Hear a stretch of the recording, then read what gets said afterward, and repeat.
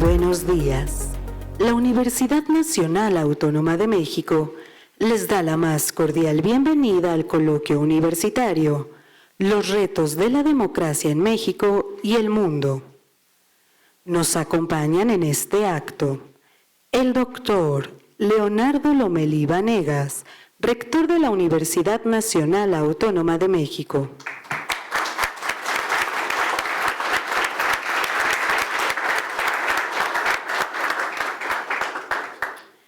El doctor Miguel Armando López Leiva, coordinador de Humanidades de la UNAM.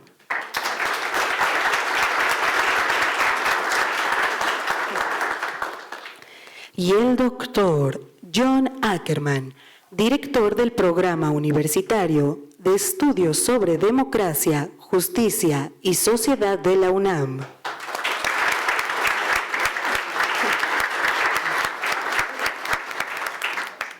Saludamos la presencia de integrantes de la Junta de Gobierno de la UNAM, de autoridades universitarias, de investigadores, académicos y alumnos del programa, así como de quienes de manera remota hoy nos acompañan. Señoras y señores, sean todas y todos ustedes bienvenidos.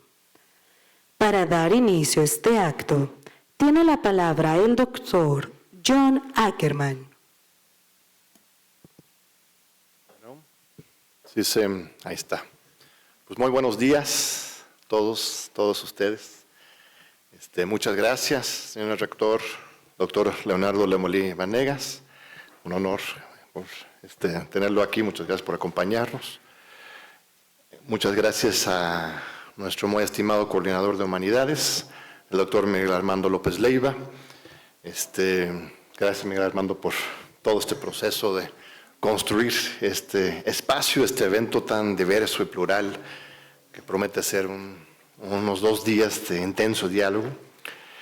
Un diálogo urgente y necesario sobre el estado de la democracia en México y el mundo.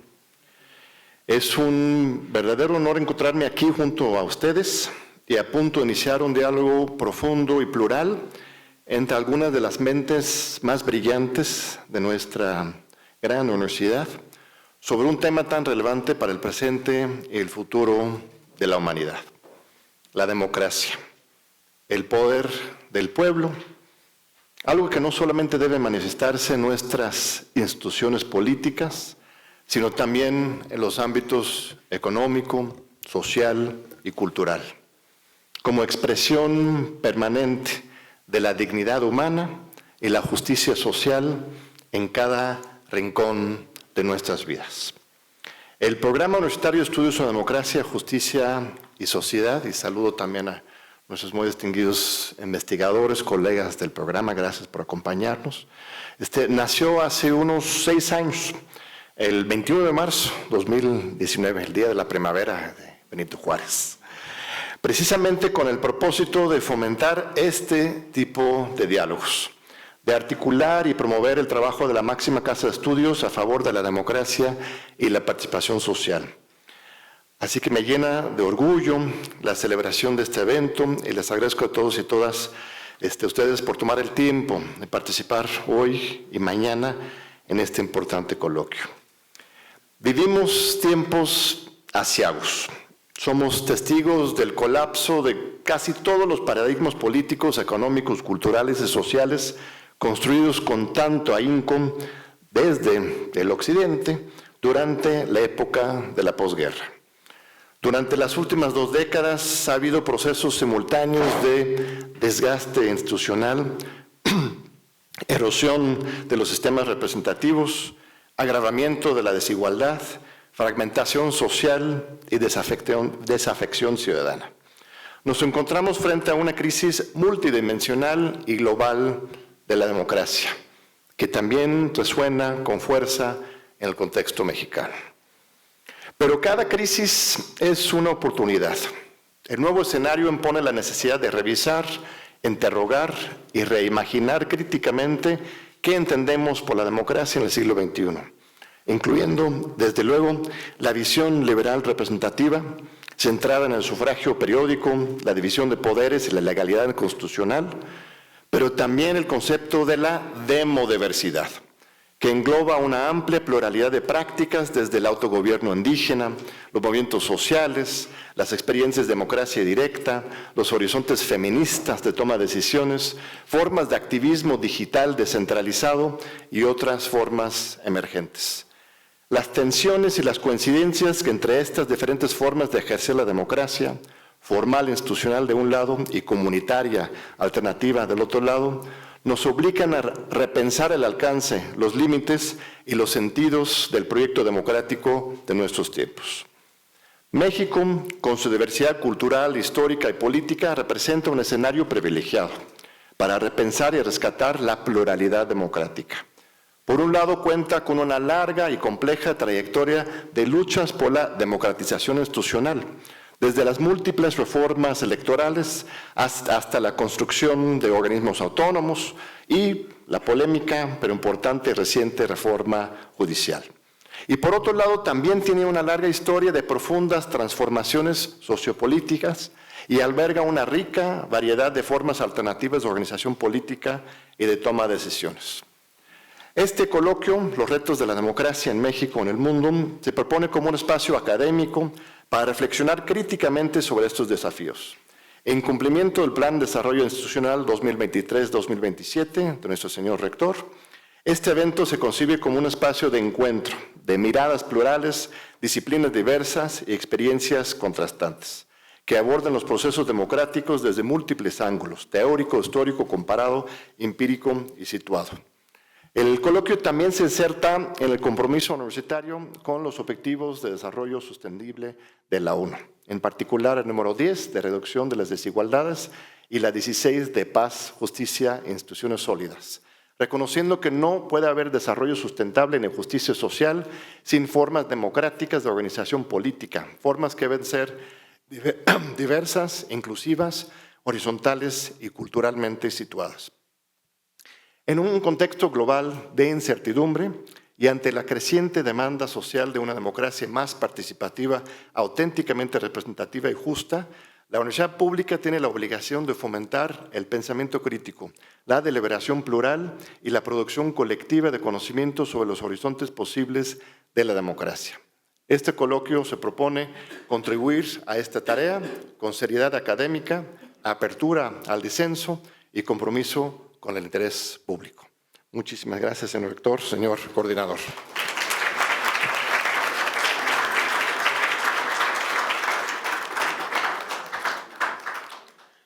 Hace uso de la palabra el doctor Miguel Armando López Leiva. Buenos días a todas y todos. Doctor Leonardo Lomelí Vanegas, rector de nuestra universidad, muchas gracias por acompañarnos. Doctor John Ackerman, coordinador del Programa Universitario de Estudios sobre Democracia, Justicia y Dignidad, también podría ser, y Sociedad.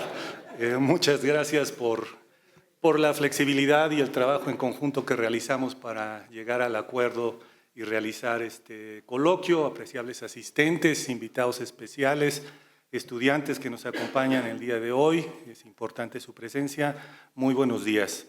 En la última década del siglo pasado, Adam Przeworski señalaba que el momento crucial de un proceso de transición democrática, uno de los temas que se van a discutir aquí, por cierto, es decir, del paso de un autoritarismo a una democracia, se concentraba en el cruce del umbral más allá del cual nadie puede intervenir para revertir los resultados del proceso democrático formal, citado.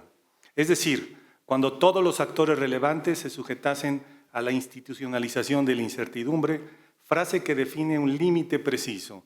El poder no lo adquiere un grupo determinado, mucho menos una persona, sino que descansa en un conjunto de reglas.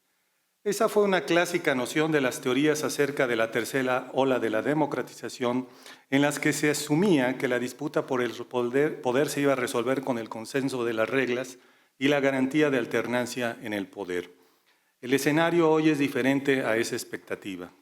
Desde hace varios años, cuando menos 10, quizás más, en la academia se ha discutido acerca de la merma que han tenido las democracias en el mundo. Varios autores, desde distintas perspectivas, ya habían puesto el foco de atención previamente en los problemas que presentaban las democracias. Así, por ejemplo, también en la década de los 90 del siglo pasado, Alain Touraine se preguntaba con filo crítico, lo cito, ¿Cómo ir más allá de la transición liberal? ¿Cómo salir de ella? ¿Cómo evitar que la economía se vuelva más salvaje que libre? ¿Cómo construir una sociedad dominada por el principio de libertad, igualdad y justicia? Cierro la cita. Preocupaciones legítimas, sobre todo en sociedades desiguales, en los que la promesa por un futuro mejor se ató al horizonte democrático. A la situación mundial que atraviesa el mundo, claramente desde 2015, se le ha denominado de distintas maneras, solo citaré tres. La más común, crisis de la democracia, señalando déficits y carencias que con reformas se estima podrían ser remontadas. Procesos de desconsolidación, aludiendo a los aspectos que parecían haberse afirmado en términos institucionales, el conjunto de reglas señalado anteriormente, pero que no contaban con legitimidad suficiente para perdurar, y la ciudadanía comenzaba a descreer de ellas. Más recientemente, erosión democrática, refiriéndose también a procesos que desde adentro del propio régimen tienden a debilitarla y hacer que pierda progresivamente los atributos que la caracterizan. Las etiquetas señaladas no necesariamente aluden a los mismos aspectos relevantes, pero sí tienen en su centro una razón en común. La democracia está en problemas, en riesgo o en franco declive, de acuerdo con la posición teórica que se asuma. Ha sido habitual al comentar el estado actual de la democracia del mundo, y lo he hecho yo en varias ocasiones, remitirse a los indicadores internacionales que dan cuenta de su evolución, aunque también hay una sólida y cada vez más extendida literatura sobre el tema, que se agrega a la literatura que hay sobre procesos de democratización. Con diferencias de matiz suelen coincidir en un aspecto central. El número de democracias decrece y se incrementa el de países autocráticos o en vías de autocratización. Doy tres ejemplos de manera muy breve.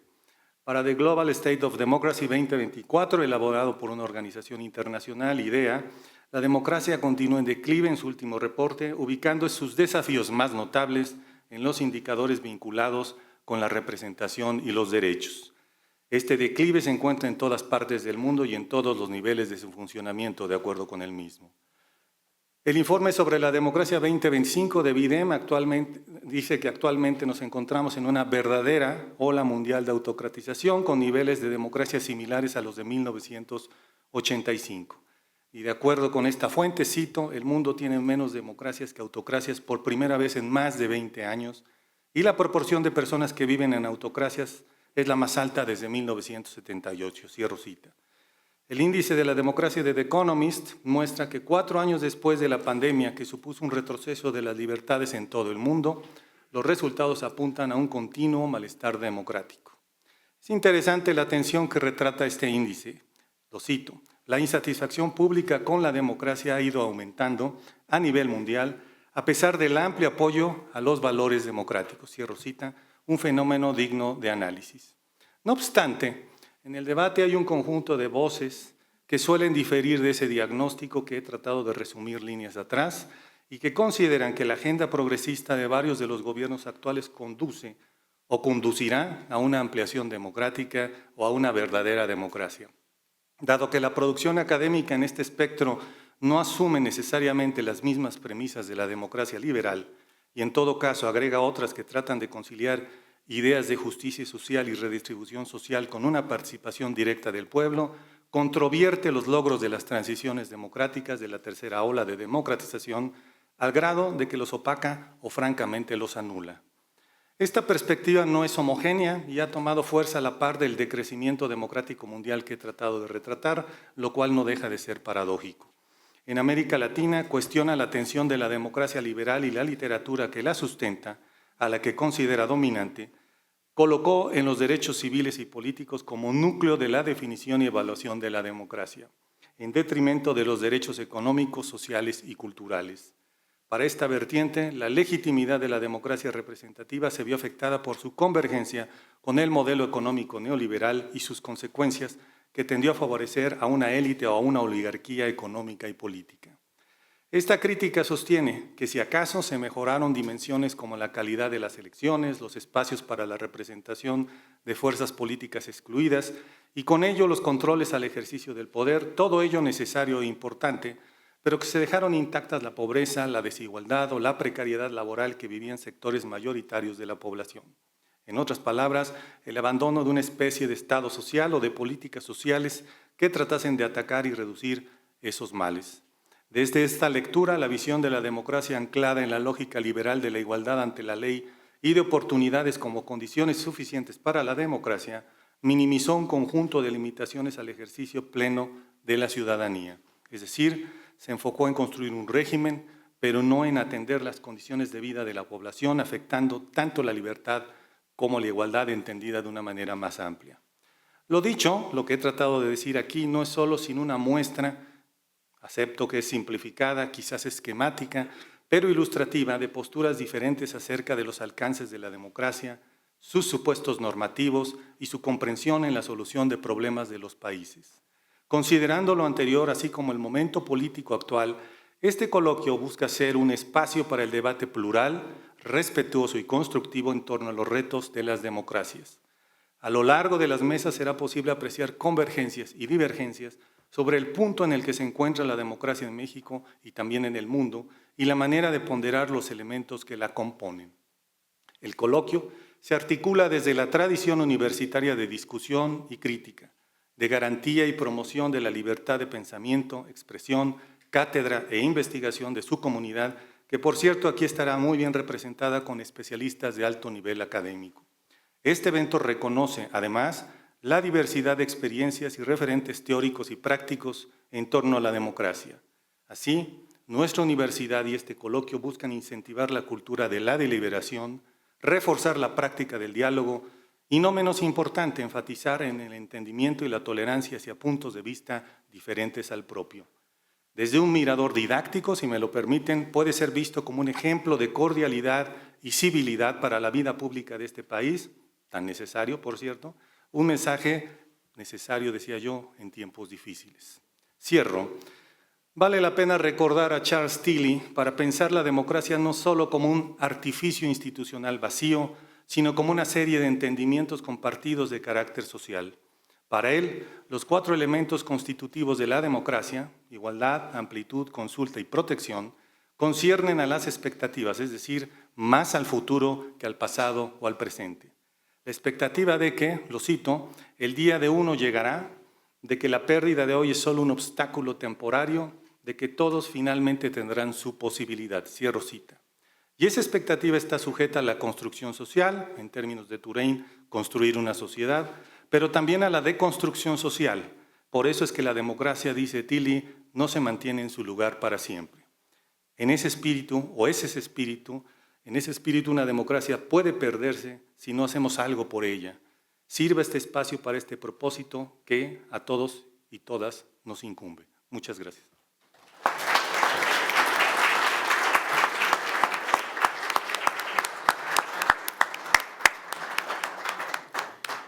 Escuchemos a continuación las palabras del doctor Leonardo Lomelí Vanegas, rector de la Universidad Nacional Autónoma de México.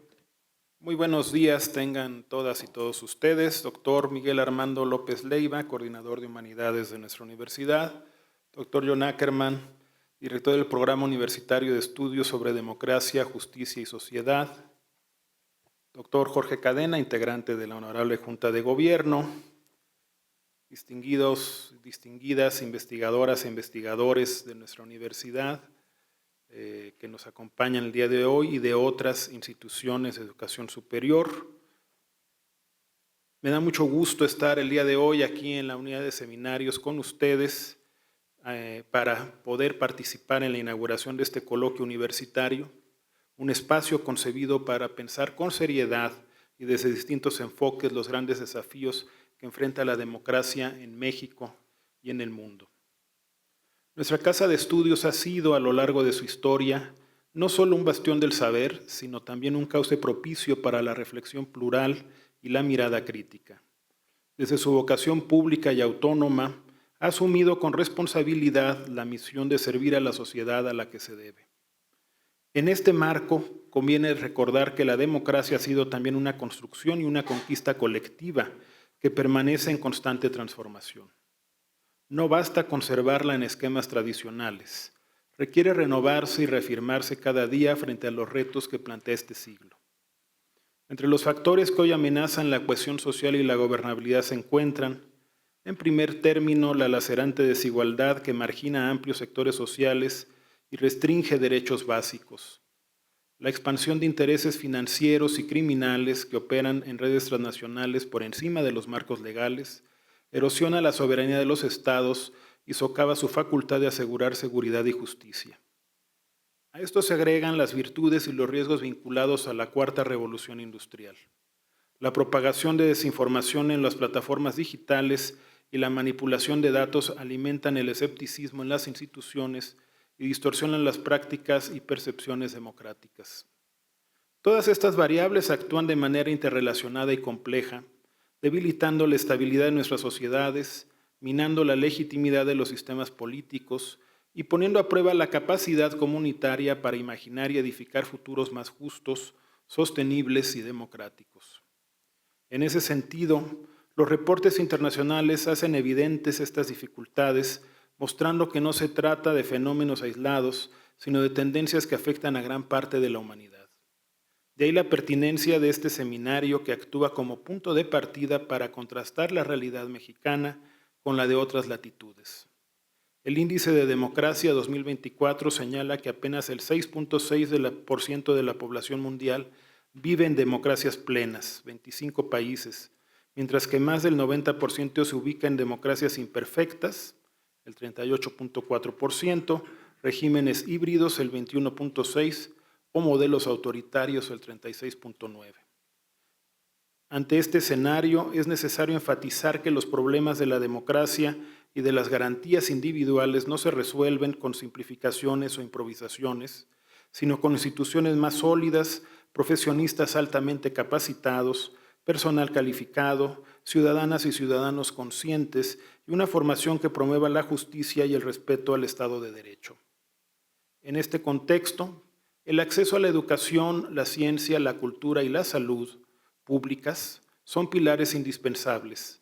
Sin ellas, millones de personas quedan excluidas de las oportunidades que hacen posible la participación integral en las actividades cívicas, en los mecanismos de representación y en la cimentación de un entramado normativo capaz de garantizar el progreso y la prosperidad. De este modo, la Universidad Nacional celebra esta iniciativa desde su libertad académica y desde el trabajo colegiado que nos caracteriza. Aquí se fomenta el espíritu analítico, el diálogo respetuoso y las decisiones compartidas como bases para enriquecer la legalidad, la transparencia, la inclusión y la igualdad. Paralelamente, al reunir múltiples saberes, competencias y vivencias, la UNAM aporta al país investigaciones precisas y planteamientos consistentes que responden a las problemáticas contemporáneas. Lo anterior refleja la relevancia de este foro que abordará examinar el estado actual de la democracia y sus paradigmas, revisar las lecciones de la transición democrática en México, explorar los métodos para medir y evaluar la calidad de la democracia y ponderar las exigencias nacionales en materia de equidad, seguridad y derechos humanos. Para ello contaremos con especialistas de amplia trayectoria, cuya experiencia asegura un terreno fértil para el debate y el diseño de propuestas congruentes para México con proyección global. Antes de concluir, deseo expresar mi agradecimiento y reconocimiento al Programa Universitario de Estudios sobre Democracia, Justicia y Sociedad, a las investigadoras e investigadores invitados, así como a todo el equipo de trabajo que ha hecho posible este evento. Su esfuerzo, organización y entrega son ejemplo del valor del rigor académico y del compromiso de la universidad con las mexicanas y los mexicanos. Con esta convicción, y siendo las 9 de la mañana con 55 minutos del martes 9 de septiembre, declaro formalmente inaugurado el coloquio universitario Los retos de la democracia en México y en el mundo. Por mi raza hablará el espíritu.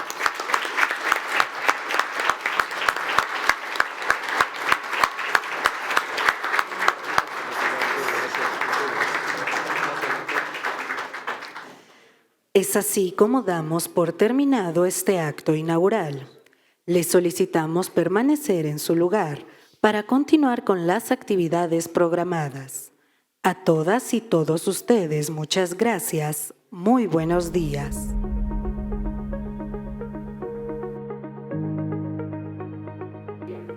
Muy bien, muchas gracias. Buenos días. Entonces, sin más, vamos a dar comienzo a la mesa número 1. de este coloquio universitario, Los retos de la democracia en México y el mundo, intitulada Perspectivas y debates sobre la democracia. Vamos a dar la palabra a cada uno de los participantes en el orden en el que los tienen en el programa, con una breve presentación, y les vamos a dar 15 minutos. Si les parece bien, les aviso cuando vayan 12 y queden 3 para concluir. ¿Sí? Muchas gracias. Nuestro primer ponente del día de hoy es el doctor Prudhomme, Jean-François Prudhomme. Es doctor en Ciencias Políticas por la Universidad de York, en Canadá, y tiene un grado en Relaciones Internacionales de la Universidad de París, un doctorado de la Universidad de París. Completó su maestría y licenciatura en Ciencias Políticas en la Universidad de Montreal y actualmente trabaja como investigador en el Colegio de México, enfocándose en partidos políticos de oposición, intereses en México, política comparada en América Latina y teoría política, especialmente sobre ciudadanía y representación. Doctor Prudhomme.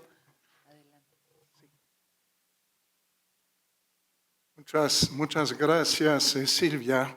Desde luego agradezco la invitación por parte del programa universitario de estudios sobre la democracia, justicia y sociedad. Y bueno, desde luego es un tema de gran actualidad y me da mucho gusto poder compartir mis reflexiones con ustedes. Voy a tratar de cumplir con el tiempo previsto, a lo mejor 17 minutos. Bien, se nos han proporcionado 3 preguntas para guiar esta reflexión sobre un tema que desde mi perspectiva es clásico y a la vez de gran dimensión en la filosofía política. ¿Qué es la democracia? ¿Cuáles son las principales amenazas a la democracia hoy en México y en el mundo? Y cómo rescatar, actualizar y transformar el ideal democrático para garantizar su permanencia en un mundo inmerso en profundos cambios geopolíticos, culturales, sociales y económicos. Desde luego, les digo de entrada, no pienso contestar directamente a la primera pregunta, ¿qué es la democracia? Porque la respuesta sería muy larga, dada la riqueza de los enfoques y debates en torno al tema. De todas maneras, algunos elementos de mi respuesta aparecerán a lo largo de esta breve presentación, en la cual trataré de identificar algunas de las preguntas específicas que animan los debates sobre el tema en la ciencia política contemporánea. Mi reflexión parte de una constatación empírica, y ahí voy a repetir muchas de las cosas que dijo Miguel Armando en su introducción. Dice que si bien a finales del siglo XX, con la caída o transformación de regímenes autoritarios en el mundo, se perfilaba una tendencia hacia el establecimiento o consolidación de regímenes democráticos, marcando la famosa tercera ola de democratización, para retomar la expresión acunada por Samuel Huntington. Si bien así era a finales del siglo XX, la tendencia de los últimos 25 años parece indicar un movimiento inverso. Así lo documentan, y aquí viene la repetición, estudios comparados que monitorean año tras año la evolución de la democracia en el mundo. Por ejemplo, el Instituto Videm de la Universidad de Gotemburgo titula su informe anual de 2025, 25 años de autocratización. Pregunta: ¿la democracia derrotada? Invirtiendo los términos de la expresión de Huntington, los autores se refieren más bien a una tercera ola de autocratización. Con base en una serie de indicadores, establecen que el nivel de democracia en el mundo regresó a lo que era en 1985, es decir, un poco antes de la culminación de la tercera ola de democratización. En su tipología de los regímenes políticos, donde distinguen entre democracias liberales democracias electorales, autocracias electorales y autocracias cerradas. Las democracias, como ya lo hemos escuchado, las democracias liberales, aparecen como el tipo de régimen menos común en el mundo, 29 países en 2024. De hecho, además, se perfilaría una tendencia al deterioro de la calidad de la vida democrática en las democracias establecidas.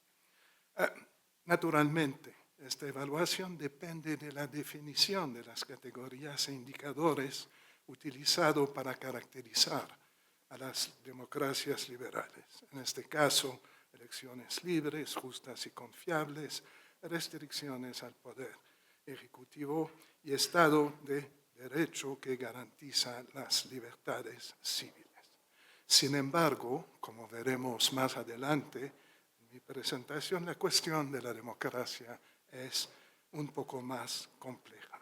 Pero ejercicios como los del Instituto sobre variedades de democracia o los de idea internacional, que se mencionaron también al inicio, o los de The Economist, esos ejercicios permiten poner números sobre fenómenos que percibimos de manera intuitiva. Y de hecho hay muchos síntomas del deterioro de la calidad de la vida democrática, tanto en los regímenes democráticos establecidos como en las democracias más recientes. Este deterioro repercute tanto en la vida interna de los países como en el sistema internacional. Nos hemos alejado del espíritu que prevalecía al final del siglo XX en cuanto a la deseabilidad de instituciones y prácticas democráticas, por más que en muchos casos hayan sido solo cambios de fachada y concesiones para adaptarse al zeitgeist de la época. En la actualidad reina otro espíritu. El sistema internacional está dominado por hombres, insisto en el género, fuertes que practican abiertamente políticas de la imposición por la vía de la fuerza. Y lo que voy a hacer muy brevemente es revisar brevemente la manera en que se ha estudiado el fenómeno en la ciencia política. Cómo ha dado lugar a una explosión de estudios y, desde luego, debates en torno a sus manifestaciones y a la creación y revitalización de subcampos temáticos dentro de la disciplina. Primero, más allá del entusiasmo suscitado por la tercera ola de democratización a finales del siglo pasado, ya se advertían problemas en cuanto al funcionamiento de las democracias liberales establecidas, sobre todo en cuanto al cumplimiento de la función de intermediación y representación entre gobiernos y ciudadanía, así como a la capacidad de inclusión de amplios sectores de la ciudadanía en la esfera pública. Pienso aquí, por ejemplo, en conceptos como los de la democracia de audiencia, tal como la definió el politólogo francés Bernard Manet, en los sistemas de partidos cartelizados identificados por Peter Mayer, y quizás todavía más en su diagnóstico publicado después de su muerte sobre el gobierno del vacío, Ruling the Void. Con un poco más de optimismo, Pippa Norris hacía referencia a los ciudadanos críticos, que cuestionaban las democracias establecidas en nombre de sus principios fundamentales, dado que, según ella, la naturaleza misma de la democracia debería de llevar a su perpetua renovación. Desde luego, no todos los sistemas democráticos tenían y tienen esa capacidad de adaptación y de renovación. Décadas más tarde, Charles Taylor, Goncalves y Calhoun, retomando argumentos similares a los de Peter Mayer, reflexionaban sobre la degeneración de la democracia, la desconexión entre los centros de toma de decisión y las comunidades sociales de base.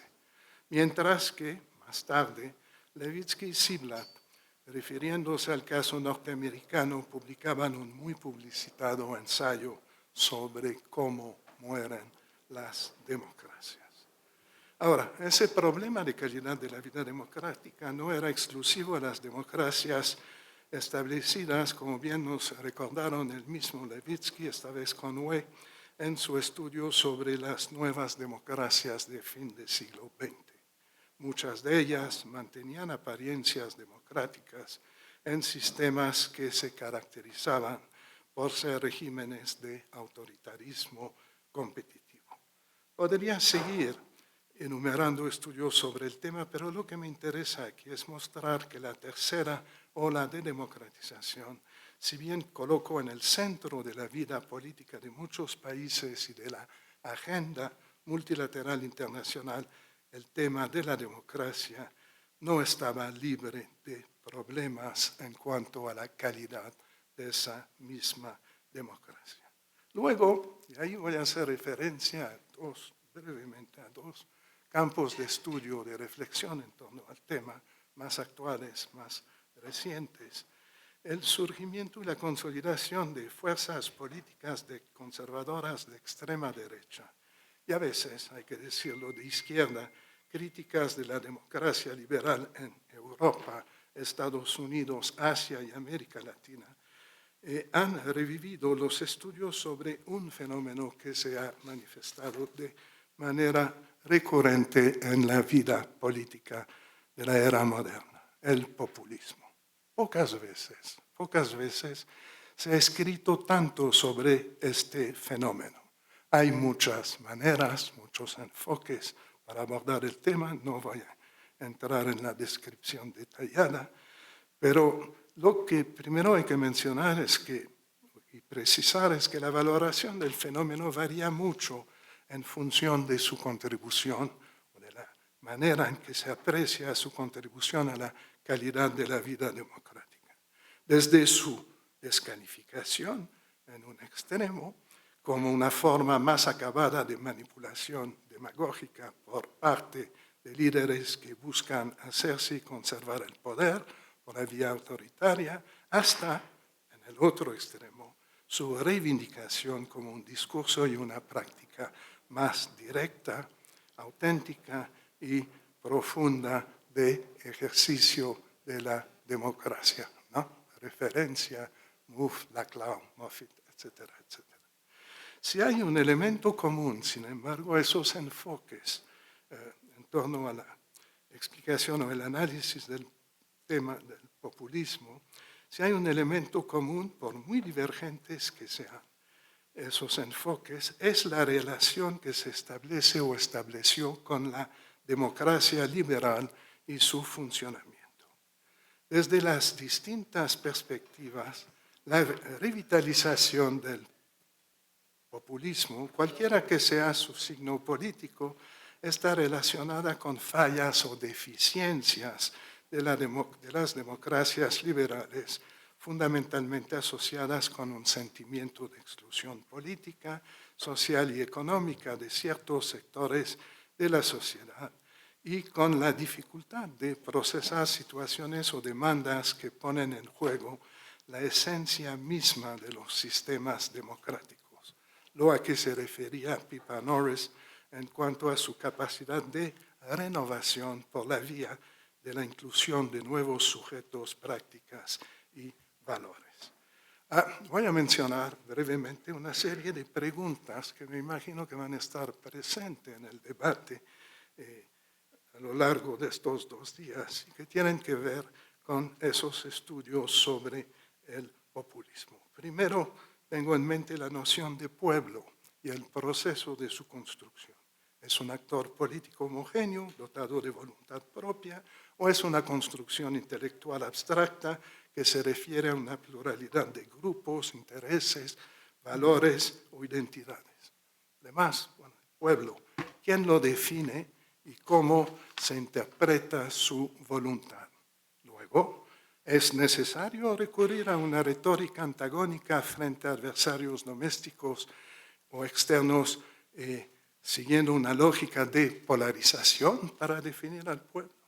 otra pregunta. ¿Cuál es el papel de las instituciones de representación política, de restricción a la concentración del poder y de intermediación en la expresión y formación de la voluntad popular? También, ¿cómo concebir el concepto de mayoría, o más bien pensar la relación entre la mayoría y las minorías políticas? Y sobre todo, ¿cómo evitar caer en lo que Nadia Urbinati califica de mayoritarismo radical? Es decir, la creación de condiciones institucionales que permiten la perpetuación en el poder de una misma fuerza política. Otro tema que está en el aire es el tema desde luego, de la personalización de la autoridad política. Bien, tengo otra parte que no voy a tener tiempo de definir a fondo, 2 minutos, bien, que tiene que ver con otro campo de la ciencia política contemporánea que reivindica una existencia propia y está también relacionado con esa discusión sobre la calidad de la democracia. Me refiero a los estudios cada vez más numerosos sobre lo que los anglosajones llaman illiberalism, illiberalismo, no sé cómo traducir bien esa palabra. En un texto multicitado, Nancy Bermeo ha analizado el fenómeno del retroceso o erosión democrática que se refiere, cito, a las acciones del Estado que debilitan o eliminan instituciones políticas en las cuales se sustenta un régimen democrático. Y uno de los procesos en cuestión tiene que ver con el crecimiento desmedido del poder ejecutivo que se produce cuando los detentores electos del poder ejecutivo debilitan uno por uno los contrapesos a dicho poder, emprendiendo una serie de cambios institucionales que disminuyen la capacidad de la oposición para cuestionar las preferencias del Ejecutivo. Supongo que es algo a que hacía referencia el informe de Widem cuando hablaba de los procesos de autocratización. 2 cosas que quiero decir antes de terminar.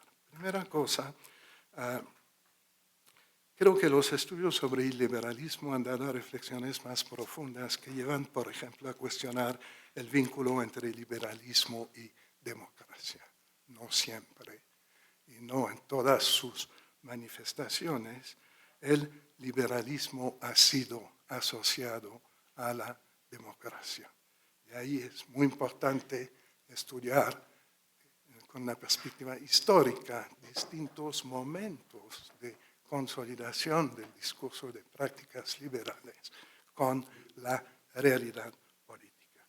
El otro elemento es que el liberalismo cubre distintas dimensiones, la política, la económica, la societal y la geopolítica. Frecuentemente hay tensiones muy fuertes entre esas 4 dimensiones y esas tensiones no se resuelven siempre por la vía de la democracia. Bueno, solo para mencionar muy brevemente, quizás hay que pensar de otra manera el liberalismo, y ahí voy a hacer referencia a un proyecto que están llevando colegas de la Universidad Libre de Berlín, Tanja Börsel y Thomas Riese, que se llama Cuestionamiento del relato liberal. Es una defensa del enfoque liberal, pero pone en el centro de la reflexión el carácter co-constitutivo de la autodeterminación colectiva y la autodeterminación individual en la construcción del orden liberal, individuos frente a comunidad. Ambas formas de afirmación de derechos son necesarias a la existencia y consolidación de la otra, y esa situación provoca, desde luego, tensiones entre libertad, autonomía individual, democracia, derechos humanos, Estado de Derecho, por un lado, y bien común y principios comunitarios del luego. Todo esto, en principio, debería de poder resolverse en un contexto de deliberación y de procesamiento a través de las instituciones de la democracia liberal. Gracias y perdón por la extensión.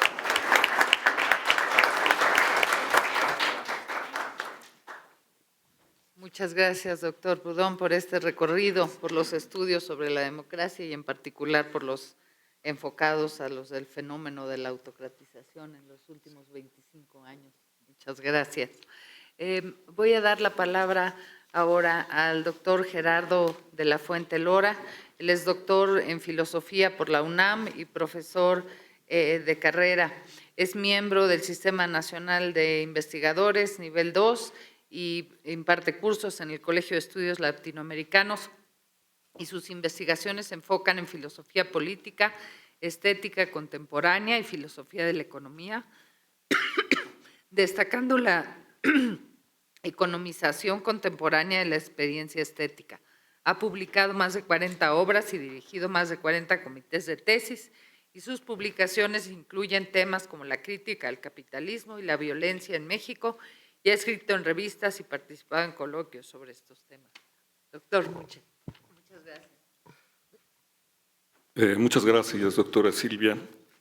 Agradezco a John Ackerman, al Programa Universitario sobre Justicia, a la Coordinación de Humanidades, la oportunidad de participar en este debate, que espero que sea muy enriquecedor. Ya empezó a hacerlo con la intervención de Joseph Proudhon.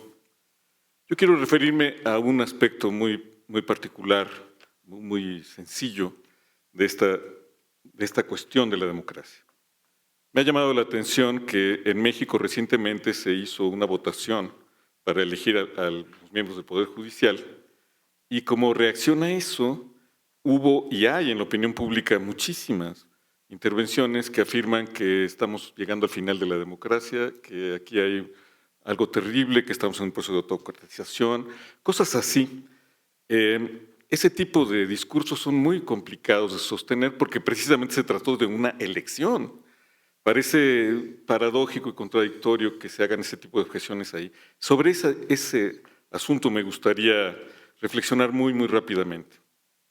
Para empezar, retomo una idea que planteó la doctora Margarita Favela, algunos la recordarán, miembro del CEICH, investigadora universitaria muy importante, buena amiga. Margarita Favela solía decir que buena parte de los diseños institucionales, si no es que todos los diseños institucionales de los regímenes democráticos, están organizados a partir del temor a las mayorías y con el propósito de que sea difícil que se constituyan mayorías y que se estabilicen. Hay muchos elementos de esto. Por ejemplo, por enumerar algunos pocos, las formas de elección indirectas, los sistemas pluricamerales, los ideales de la alternancia como si fuera la realización misma de la democracia, los sistemas de pesos y contrapesos, al grado de que en algunas ocasiones hemos leído que si no hay congresos divididos, no hay democracia. Todas estas son manifestaciones de un temor extraño y peculiar hacia las mayorías, pero es paradójico porque este es el régimen donde la mayoría decide. En teoría, ese es el valor central de la democracia. ¿Por qué hay este miedo a la mayoría en la democracia?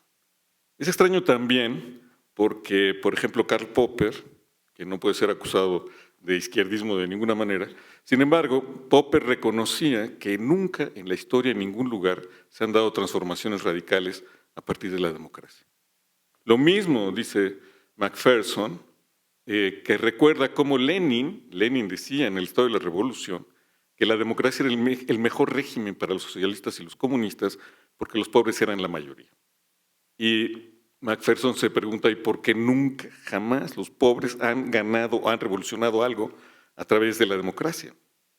Por eso es extraño este miedo por las mayorías cuando el sistema democrático como lo conocemos nunca ha permitido que realmente se dé una transformación radical o algo así a partir del sistema democrático. este miedo a las mayorías puede llevar a evaluaciones muy, muy extrañas sobre las situaciones que vivimos. Por ejemplo, todas las teorías de la transición a la democracia, quizá no todas, pero muchas de las teorías de la transición a la democracia tuvieron como su gran ideal la transición española, los acuerdos de la Moncloa. Pero la transición española fue de una dictadura a una monarquía. No me queda claro que haya sido. ¿Qué entendemos por democracia cuando hacemos ese tipo de evaluaciones? Lo mismo cuando evaluamos como grandes democracias Inglaterra, Dinamarca y todas estas cosas. Tenemos ahí algún problema extraño con esa definición. En esas perspectivas, se tiene tanto miedo a la democracia que se califica como un régimen protoautoritario, aquel que tiene una gran mayoría, que la repite, y que, por ejemplo, tiene mayorías en el Congreso, decía. Incluso quienes ahora ven, por ejemplo, en México un atentado contra la democracia pluralista, parecen recordar que para hacer mayorías en el Congreso se tendría que haber tenido una cláusula de sobrerepresentación que garantizara la gobernabilidad. Se evalúa positivamente la sobrerepresentación para la gobernabilidad, pero se evalúa negativamente que haya una mayoría que no requiera que haya una sobrerepresentación. Es extraño. ¿De dónde viene este miedo al pueblo? ¿Cómo se manifiesta? Tiene muchas fuentes. Desde luego, históricamente, en muchos relatos, pienso en El hombre rebelde de Albert Camus, que es un análisis precioso sobre cómo todas las revoluciones terminaron en autoritarismo, la Revolución Francesa en el terror, la Revolución Rusa en el estalinismo, por ejemplo, ahí. También las teorías del totalitarismo. Y creo que ese tipo de fuentes son las que están ocasionando en buena medida este problema. Cuando quizá a pesar de Hannah Arendt, se identifica al régimen nazi con el régimen soviético, empezamos a tener ahí unas cuestiones extrañas donde cualquier manifestación popular masiva parece considerarse peligrosa. Actualmente, las reflexiones sobre el populismo que identifican a cosas verdaderamente inconcebibles, a Trump con AMLO, que los hacen comparables, es verdaderamente increíble. En buena medida, eso es una derivación en la opinión pública de algo que está más arriba en la teoría y que son estas teorías sobre el populismo que, como decía Proudhon, tienen miedo a la mayoría, lo acaba de comentar Joseph Proudhon. Hay pues un gran miedo a las mayorías. En estas fuentes, el totalitarismo, las teorías del totalitarismo, el populismo, son muy extrañas porque se ponen como ejemplos de devastación por los pueblos desatados, fenómenos, acontecimientos que no tuvieron nada que ver con la democracia. Ciertamente Hitler gana en 1933 de una manera con una negociación extraña el Parlamento, pero después se tira por la borda toda la Constitución y se hace un régimen dictatorial que no tiene nada que ver con la democracia. No, los ejemplos que se ponen del pueblo arrasando con todo no son ejemplos del dispositivo democrático. Creo yo, lo que quisiera plantearles entonces, es primero eso, que hay de manera tremendamente paradójica en los pensamientos sobre la democracia, en las teorías sobre la democracia y sobre todo en los diseños institucionales, infinidad de candados para obstaculizar la formación de mayorías, para que cuando se formen las mayorías no puedan estabilizarse. Y en el fondo de todo eso hay esta idea, este temor muy extraño a los pueblos. Yo creo, y es la tesis que quiero plantearles hoy en concreto, creo que es precisamente ese miedo a las mayorías, con todas sus consecuencias institucionales y teóricas, ideológicas, lo que está ocasionando en buena medida la crisis de las democracias hoy. Que precisamente son todos esos candados que se ponen para evitar que de alguna manera los pueblos ganen y se mantengan gobernando. Son esos candados los que bloquean a las prácticas realmente democráticas. Ya puse un ejemplo hace un momento. la sobrerepresentación para obtener gobernabilidad. Estaba pensando que nunca nadie iba a tener una mayoría. Cuando alguien tiene una mayoría, se le regala a esa mayoría esa sobrerepresentación. Es un dispositivo que había sido creado en un esquema mental que impediría cualquier mayoría completa, absoluta. Y ese mecanismo le da todavía más poder a la mayoría cuando puede ser una mayoría absoluta. Hay muchísimos dispositivos que están hechos así, originalmente para bloquear cualquier posibilidad de que haya mayorías y que hoy se revierten. Por ejemplo, todos los dispositivos que son para garantizar la disciplina en los partidos políticos. Los que son elegidos congresistas tienen que responder a la disciplina de la facción. Y esa disciplina es muy fuerte. En México es muy fuerte, en Estados Unidos es muchísimo más fuerte. Y gracias a eso se mantienen el supuesto pluralismo. Solo para seguir con ese ejemplo, todos los votos de todos los diputados valen exactamente lo mismo. Podemos hacer todas las elaboraciones, todos los mecanismos para garantizar el pluralismo, pero cuando sean elegidos los que sean elegidos, sus votos van a valer exactamente lo mismo. Y deberíamos permitir eso.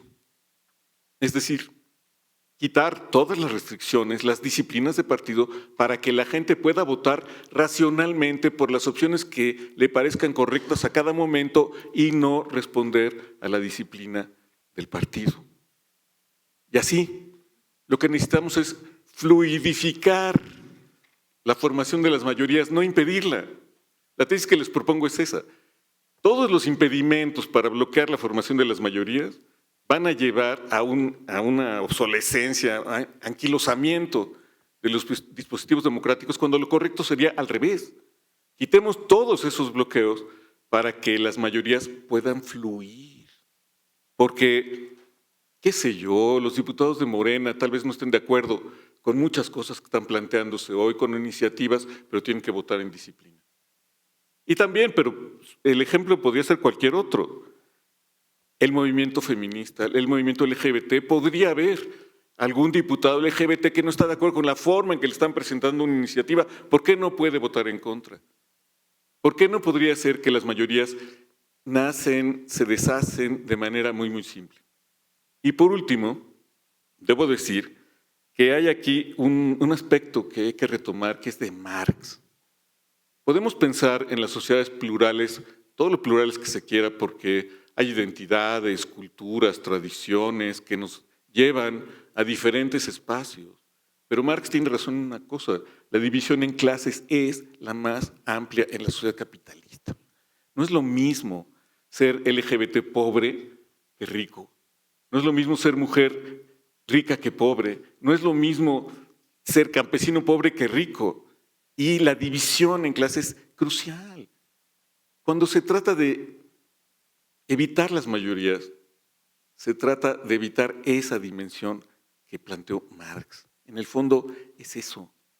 Y cuando la gente se asombra de éxitos como Morena, como AMLO, hombre, pues AMLO, ¿a qué apela? A esa división. Y podemos opinar lo que queramos sobre eso, pero eso es el capitalismo. Y si la democracia va a tener algún significado, tiene que tomar el riesgo de que se formen mayorías. ¿Mayorías de quiénes? Pues de los pobres, en primer lugar. En fin, necesitamos, creo yo, volver a releer nuestras tradiciones teóricas para tratar de encontrar ahí este miedo a la mayoría que organiza nuestros sistemas. Pondré un último ejemplo, las autonomías.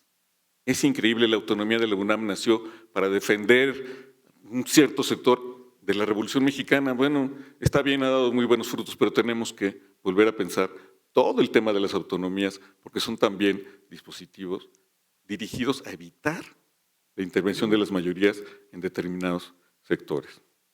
En fin, es lo que les quería plantear. Muchas gracias.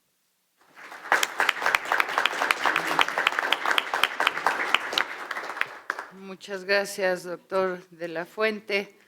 una reflexión sobre las instituciones de la democracia y algunos de sus valores y principios que ve como creadas a partir de un miedo a las mayorías que encuentra extraño y contradictorio.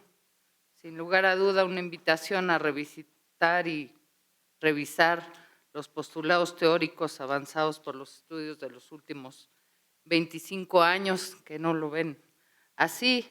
Y bueno, llama a preguntas interesantes a cuestionarnos sobre los efectos de ese control de las mayorías, los que vivimos en el pasado y los que hemos de vivir y ya estamos empezando a vivir en el presente. Muchas gracias, doctor. Ahora doy la palabra a la doctora Carla Valverde Viesca. Es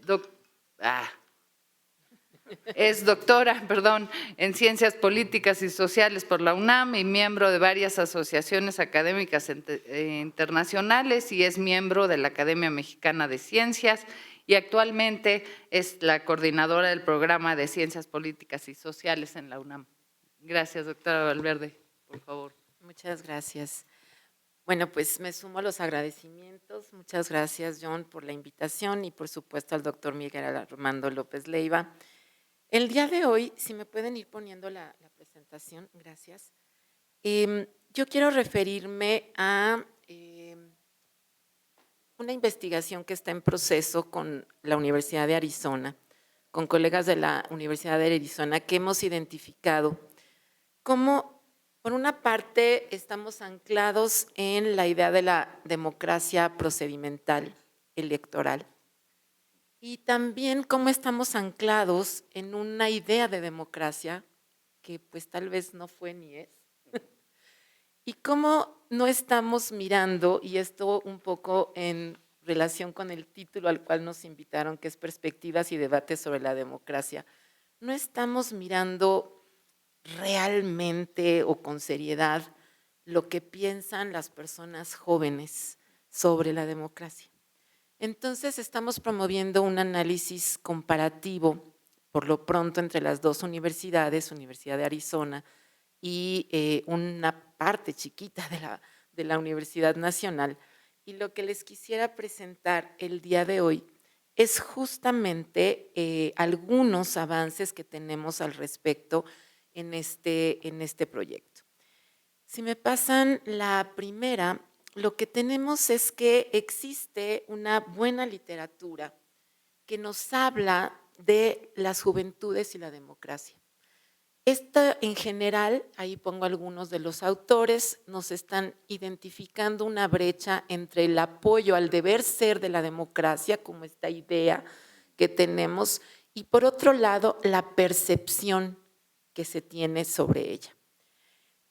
Los resultados, un poco lo anunciaba el doctor Miguel Armando López Leiva, nos relatan, nos dicen que los jóvenes apoyan los principios democráticos como la libertad, la igualdad, los derechos humanos, pero al mismo tiempo están insatisfechos con la implementación de la democracia en su país.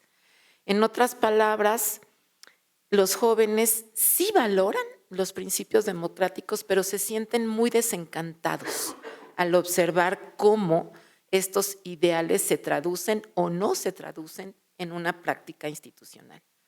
Si me pasan la siguiente, tenemos algunos otros autores que nos dicen que estas son algunas de las expectativas que los jóvenes nos dicen que piensan sobre la democracia. Aquí pueden ver la mayoría en algunos de los países que se han referido, los autores, ahorita voy a dar algunas cifras, hablan de, les gustaría que haya mayor igualdad social, les gustaría que haya garantías de libertad, de salud y de educación, que haya transparencia y rendición de cuentas y que haya un desarrollo económico y seguridad. Me parece que estas expectativas, pues bueno, no nos resultan nada desconocidas, pero a la hora que nosotros nos centramos en la democracia procedimental y electoral, pues estamos olvidando estas expectativas de los jóvenes que están hablando más de una democracia en un sentido de Estado social, consolidado, o de una democracia más vinculada hacia las personas. Entonces, bueno, pues hemos ido identificando que, si me pasan la siguiente, pues sí hay un descontento. Ya dijeron muchos de los adjetivos que tiene actualmente la democracia, y los jóvenes, más allá del descontento, lo que algunos autores nos dicen ya desde hace algunos años es que sí se interesan por participar, incluso quieren participar en la vida democrática, pero consideran que no saben bien cómo canalizar esta participación más allá de votar o de protestar, pero al mismo tiempo identifican o imaginan otra democracia que les permita participar de otras formas y que les permita ser más activos. Entonces, la pregunta aquí central es, ¿cuál es la democracia que quieren y cuál sería la democracia que podríamos pensar hacia el futuro? Más allá de romper con el régimen, que es una de las cosas que todo joven, bueno, supongo que todos los que estamos aquí hemos tratado de hacerlo alguna vez en nuestra vida, al menos yo sí. Bueno, en esa ruptura, pues también está una fatiga de la democracia. El desgaste ciudadano se aprecia ante una ineficacia institucional y una falta de resultados tangibles, que debilitan al mismo tiempo el entusiasmo, que debilitan el compromiso, pero sobre todo la confianza en el sistema democrático. Entonces, este descontento nosotros lo ubicamos en el ámbito de las juventudes y pensamos que es necesario ir más allá del diagnóstico de este desencanto y construir propuestas que escuchen y recojan las aspiraciones de los jóvenes y las jóvenes, lo cual implica, y aquí me sumo a lo que decías, Gerardo, pues a darle un giro a nuestro pensamiento, a nuestra producción académica y a la agenda pública y pensar las cosas un poco más abiertas y de manera más flexible. Si nos vamos a la siguiente, vemos aquí cómo datos de la ENCUSI nos dicen que solamente el 42.6% de las y los jóvenes de 18 a 19 años manifestaron interés en los asuntos del país. Pero bueno, 42.6 no es poco. También es importante que pensemos cómo en el debate presidencial 8 de cada 10 jóvenes, según un trabajo que publican Hernández Rivera y Navarro, 8 de cada 10 jóvenes lo siguieron los debates a través de redes sociales y de plataformas de streaming. Es decir, sí se interesan. Pero ¿qué está pasando? Pues que los partidos y las instituciones, pues para el 72% ya no son futuros deseables. Es decir, estas instituciones están realmente en crisis para los jóvenes y no ven en los partidos o en las instituciones una posibilidad futura de modificación de ciertas cosas. Pero fíjense, en esta misma encuesta, el 81% manifestó su intención de votar en la elección presidencial. Entonces, estamos ante una paradoja en donde observamos que los ideales democráticos están más o menos sustentados o arraigados, pero las instituciones que tenemos enfrente pues ya no le dan confianza a las personas jóvenes y no ven ahí una posible transformación de la democracia. Hay mucha literatura, incluso el Observatorio de la Juventud de Iberoamérica en su último hallazgo en el 2025, nos hablan de la llamada crisis democrática juvenil, que ya no debe de entenderse como una despolitización, sino como un proceso de politización con desconfianza, en donde los jóvenes sí se movilizan, sí participan, sí opinan, pero no confían en las instituciones y no confían tampoco en la transición democrática. En el ámbito universitario lo que hemos visto es que pues las formas de participación siguen siendo muy horizontales. Y entonces la comunidad educativa pues tiene muchas ideas, pero no encuentran dinámicas o no encuentran mecanismos para poderlas expresar. Las instituciones formales, bueno, pues tienen una capacidad y hasta ahí llegan y bueno, las voces de los estudiantes a veces no son escuchadas y se toma como que no influyen en ciertas tomas de decisión.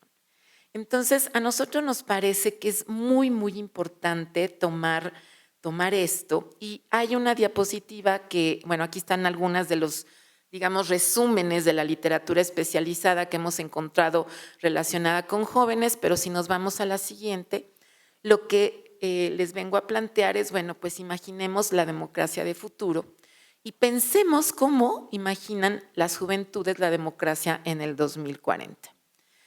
Hay una idea de transformación que no significa necesariamente un rechazo, sino una demanda de transformación. En el caso de las personas universitarias, buscan esto que les decía, formas de participación más horizontales y participativas. Hay una organización de la comunidad educativa que pueda hacer tangibles las ideas y el trabajo colectivo. Y pensamos que una línea de investigación importante pues, es cómo consolidar en México espacios efectivos para las juventudes. La siguiente. La participación no debe limitarse a las actividades aisladas ni a los espacios simbólicos, sino que pensamos que debe de darse un significado tal vez distintos, con ideas juveniles que se traducen en acciones, jóvenes que puedan implicar sus causas propias, el seguimiento real a acuerdos, a decisiones colectivas y una juventud universitaria que pues no es indiferente, es crítica, está informada y está dispuesta a participar.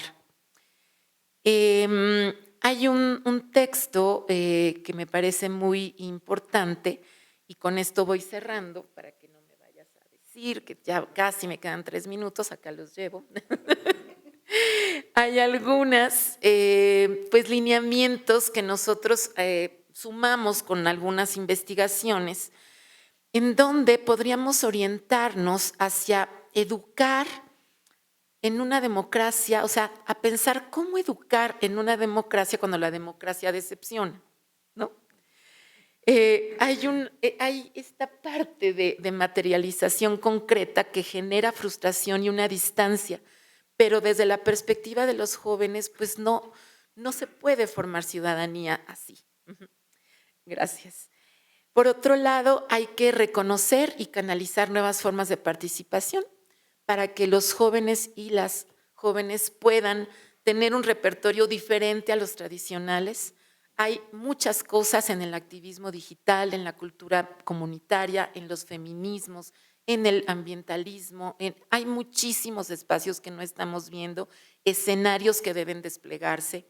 También tenemos que enfrentar la brecha entre las juventudes y la institucionalidad, en donde la desafección con los partidos y las instancias más tradicionales no las tenemos que ver como un rechazo a la política, sino pensarlas de otra manera, pensar más en una comprensión crítica del sistema institucional y de las experiencias de representación que son propias. Generar más condiciones materiales para una ciudadanía efectiva, que espero que algunos de los que van a participar mañana y más tarde conversen sobre esto. Fortalecer desde las universidades un pensamiento crítico frente a soluciones que a veces pueden sonar autoritarias, pero que el pensamiento crítico puede ganar espacio y puede convertirse en pensamiento, ética pública y memoria histórica. Y también una cuestión que creo que tenemos muy, muy fuerte y lo hemos vivido quienes estamos en la Universidad Nacional, hay que trabajar en una alfabetización mediática e informacional. El acceso a los dispositivos, híjole, nos lleva una vuelta muy grande y las personas jóvenes a veces están muy mediatizadas, pero poco informadas y no saben discernir en la información. Por eso hablamos de una alfabetización mediática. Y bueno, pongo estos puntos sobre la mesa y con esto termino. Muchas gracias.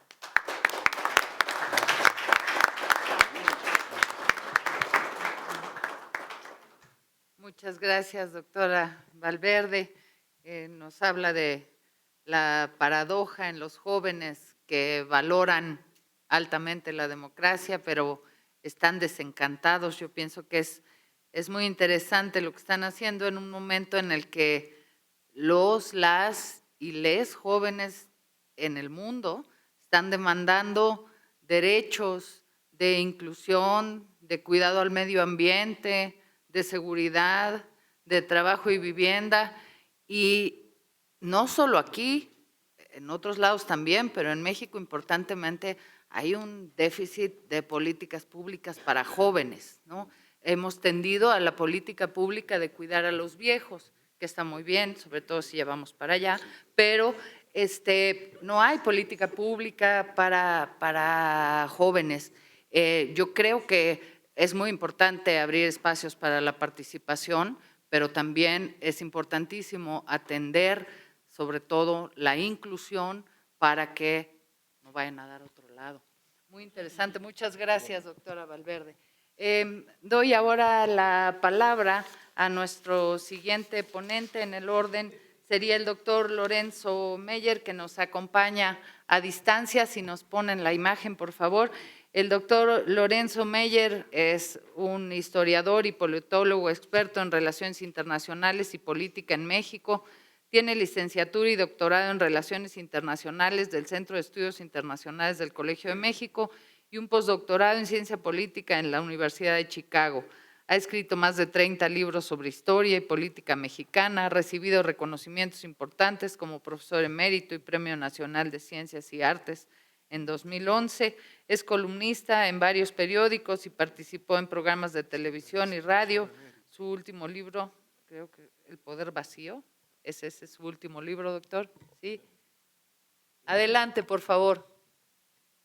Muchas gracias. Déjenme poner mi reloj. Son 15 minutos, ¿verdad? Sí, así es. Pues, gracias por la invitación. Gracias a John Ackerman. Y una disculpa. No estoy con ustedes físicamente porque los años son un problema. Y tengo ya un cierto problema de movilidad. No puedo manejar. Y eso de ir con ustedes, respectivamente, toca una logística que el internet elita. Así que no lo comen a mal. El espíritu está preso, pero la biología tiene sus razones que no acepto, pero que debo de cumplir para que no se me convierta en un bloqueo. Pues, entonces, la democracia es médico. El título del libro de don Papa Rosales Casanova. Bueno, el concepto es bien complicado de nos dentro de acuerdo para varios conceptos, pero en fin, dos cosas me parecen importantes subrayar. Y en eso, sigo a Robert Cole en su visión muy acotada de democracia, que es la existencia de un requisito político y la capacidad dentro del sistema de informar a ciudadanos sobre la existencia de proyectos distintos. Si no hay proyectos distintos, entonces no tiene mucho sentido la idea de elegir. Podrá que estar todos los mecanismos se quiera, pero tiene que haber proyectos distintos y contrastantes. Bueno, en el caso mexicano, la historia tiene un peso enorme. Ese es el otro punto que quiero subrayar. Hay de experiencias coloniales a experiencias coloniales. Por ejemplo, la experiencia colonial de nuestros vecinos del norte, de los norteamericanos, en la experiencia de una colonia de,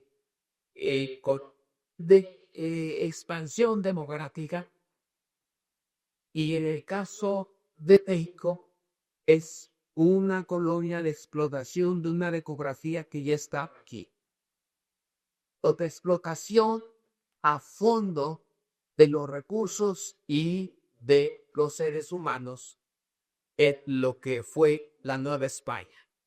Esa es nuestra base de la política que se hereda del encuentro entre Europa y América. Es la explotación de una minoría que tiene un adelanto tecnológico, que tiene la creación del Estado moderno. España, después de todo ese, de la geopolítica del siglo XV y siglo XVI, uno de los sistemas más modernos, con Inglaterra, Francia, Holanda, son los estados modernos. Ex-estado se posesiona de lo que hoy es México, y es un tema, su motivo de acción es la explotación de la colonia. Bueno, esa es nuestra herencia. Y de ayer, siglos XIX, pasamos rápidamente a la creación de la nación. No estaban las instituciones hechas para eso, había que hacerlas o reformarlas.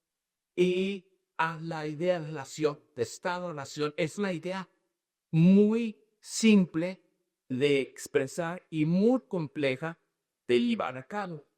Entonces, el siglo XIX es la pelosísima travesía del México por la creación de instituciones distintas a las coloniales. No enteramente. Tiene siempre la colonia un peso importante ahí, pero la democracia es más forma que contenido. Es una democracia finalmente directa. La elección ya se explicó aquí antes, no es una fórmula muy democrática que digamos. Y luego todo el siglo XX debemos la creación de un sistema relativamente sólido de un Estado-nación por fin, que está ligado a la Revolución Mexicana, pero que es autoritario. Entonces tenemos una práctica perversa de la democracia. Es democrática en la forma, autoritaria en el fondo. Apenas, esa sería mi visión general, apenas estamos empezando a crear la democracia. Estamos un poquito retrasados. Y nosotros, mientras otros países están en crisis, y ya se ha dicho, Trudeau puso mucho relieve así de la crisis en la teoría, la crisis de las democracias. Bueno, en México, como apenas estamos empezando a practicar la democracia, es mi visión que no estamos en crisis. Estamos en un proceso de desarrollo. Estamos, mientras otros es la crisis, nosotros apenas vamos a entrar en lo que sería la democracia moderna. Bueno, esto tiene varios problemas. Hay uno que quiero enfatizar particularmente, le interesa el Brexit. Y es el hecho de que en el entorno internacional México vive dentro de la esfera muy clara de influencia norteamericana. Eso ha sido una constante desde fines del siglo XIX y lo es hasta este momento. A veces pareciera que el entorno internacional en el que se mueve México le sacos y puedo nada más por Estados Unidos. Todo lo demás resulta lo de lejos. Y en esta coyuntura de principios del siglo XXI, sí, la democracia norteamericana está en crisis. Entonces nosotros vamos en una dirección opuesta. opuesta a la dirección del desarrollo político de la potencia hegemónica. Mientras México está abriéndose apenas a la experiencia democrática sustantiva, Estados Unidos se está entrando en un periodo rarísimo, en donde la democracia se está viendo amenazada. Y si uno le echa un vistazo a la teoría clásica de el equilibrio de poderes, de la división entre poder ejecutivo, legislativo y judicial, vemos que en Estados Unidos el poder islamismo se quedó como paralítico. Aquellos partidos, si quieren una capción, etc., el Congreso no pinta, es el poder ejecutivo y el poder judicial. Bueno, la mayoría de los jueces de la Suprema Corte norteamericana ha sido puesta por el poder ejecutivo en sus dos periodos. Y ahora, entonces, ese país, bajo la influencia de cuatro nosotros nos tenemos que desarrollar, vamos en situaciones divergentes. Y esto tiene un reflejo en nuestra situación. No pasa mucho. Un embajador norteamericano se atrevió a públicamente señalarle a las autoridades mexicanas que la idea de un cambio en la forma de elegir al Poder Judicial, a la Suprema Corte de Papirla, no era la adecuada, que era un ataque a la naturaleza democrática del sistema y que más nos salía no insistir en ese camino. Bueno, México finalmente insistió. Y por ahí vamos. ¿Qué nos salga con el poder? ¿Cómo funciona ese poder judicial? Pues que eso todavía está por verse. Pero el poder judicial político era el baluarte del viejo régimen, ni duda.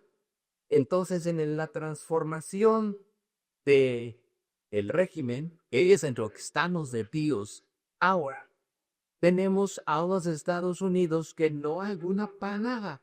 Y es más, a veces dan la impresión de estar preparados para ser un obstáculo. Ponerle problemas al vecino del sur no era la costumbre de Estados Unidos a partir de la Segunda Guerra Mundial. Algo trae. Durante la guerra y durante la Guerra Fría, Estados Unidos apoyó en todo lo que pudo al sistema autoritario mexicano porque así le convenía. Era un sistema que aseguraba el anticomunismo. 97% comparado con otras partes de América Latina era de baja intensidad su anticomunismo, pero muy efectivo. Entonces Estados Unidos dio su apoyo abierto al sistema no democrático mexicano, porque así convenía a sus intereses. Ahora, ya para Guerra Fría, Estados Unidos, la estabilidad mexicana le importa menos de antes, siempre le importará, pero ¿qué tipo de estabilidad? Y resulta que en el contexto norteamericano, el ataque a México es un elemento positivo para el poder ejecutivo. En la primera elección de Trump y en la segunda elección, desde el principio, el primer discurso de Trump, cuando buscaba la postulación por el Partido Republicano, fue atacar México. Decir que estaba Estados Unidos bajo la invasión de los hombres mexicanos. Y no ha cambiado mucho su discurso ahora. Entonces, la posición de esta democracia que apenas se está iniciando que resulta que se inició en un contexto no particularmente favorable. Insisto, mientras Estados Unidos va hacia la derecha, México va hacia una izquierda bastante moderada. Ya no hay la sombra de la Unión Soviética, cosas por el estilo. Y el humanismo mexicano más bien ve hacia atrás, no ve hacia la creación de el socialismo y la etapa comunista y la absorción del Estado, sino que encuentra sus valores en los cambios anteriores, la independencia, la reforma, la revolución y nada de eso afecta a Estados Unidos. Y sin embargo, como le es útil al grupo que apoya, que se apoya el poder ejecutivo norteamericano, se sigue insistiendo en que México es fuente de una invasión silenciosa. Y ahora que Estados Unidos ha decidido otra pacta con el Brasil, cambiar el Departamento de Defensa por el viejo concepto del Departamento de Guerra, la defensa más o menos se entiende. La guerra implica la posibilidad de la ofensiva, no necesita sentirse bajo asedio el país que va a la guerra. Puede ser el que asedie a otros países. Y algo que Trump se encarga de subrayar de su actitud hacia el mundo externo. Y nosotros somos parte de ese mundo externo, demasiado cercanos. Esta democracia mexicana que apenas está empezando la democracia formal, la electoral mexicana, la sociedad está bastante rezagada, pero ahí va. En ese contexto, Estados Unidos no es un factor, el factor americano no es positivo. Es en el mejor de los casos neutral y en el peor de los casos negativo. Tenemos ahora a un embajador norteamericano que no es diplomático de carrera y no es militar de carrera. Y unos Estados Unidos que alaba sin un pequeño bote lo señala como un ejemplo de lo que pueden hacer cuando ellos consideren que su interés nacional así lo requiere, y resulta que nosotros tenemos una credibilidad institucional impresionante en materia de combate a los carteles y al crimen organizado. Y por ahí puede venir una reacción norteamericana que detenga o que afecte este incipiente proceso hacia la democratización real de México. Y ya me pasé de mi tiempo. Disculpe, me pasé 52 segundos.